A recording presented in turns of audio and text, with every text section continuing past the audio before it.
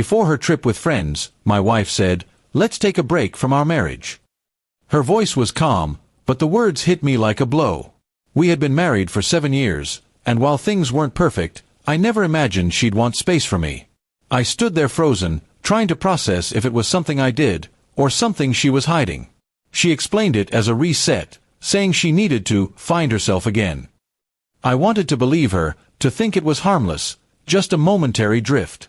I watched her pack her bags, her laughter returning as she texted her friends about the trip. The way she smiled at her phone that day felt foreign, distant, almost like she wasn't mine anymore. The first few days after she left were quiet. I told myself not to overthink, but every hour stretched into a lifetime. Her social media filled with pictures, sunsets, cocktails, beaches, and the same group of friends she always hung out with. But something stood out, a man in several photos, close beside her, his hand just a little too near. My stomach twisted each time I saw him. I didn't confront her. I decided to wait until she returned, wanting to give her the benefit of doubt. But deep down, a storm brewed inside me. Every late-night message, every "I'll call you later," made me question if I even knew the woman I loved. When she finally came back a week later, she was different. There was a glow on her face, but not the kind that comes from peace or rest. It was the kind that comes from escape.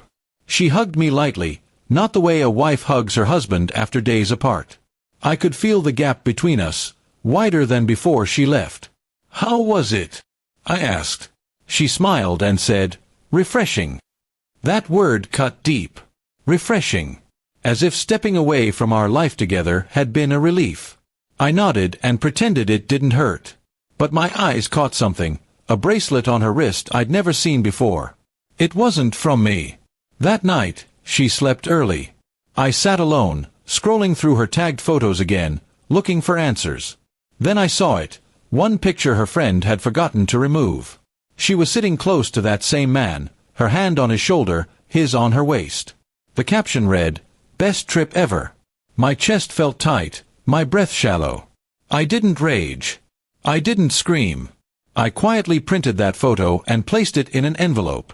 The next morning, I made breakfast, just like always. When she came down, I slid the envelope across the table. She froze the moment she opened it. Her face drained of color, her lips trembling. "It's not what it looks like," she said. I looked her in the eyes and replied softly, "Then tell me what it is." She couldn't. Tears welled up, and silence filled the room. That silence told me everything I needed to know. Whatever we had built over the years had already fallen apart somewhere on that trip. 4 days after, she tried to explain, saying she was confused, that she didn't mean to hurt me. But I realized something. People who truly love you don't need breaks to remember that love. They fight for it even when it's hard. She didn't. She ran. I packed my own bags a week later. She cried, asking me not to leave, saying she'd fix it. But trust isn't something you rebuild with promises. It's something that either exists or it doesn't. And with her, it was gone. Months passed. I moved into a small apartment by the lake, started rebuilding my life from scratch.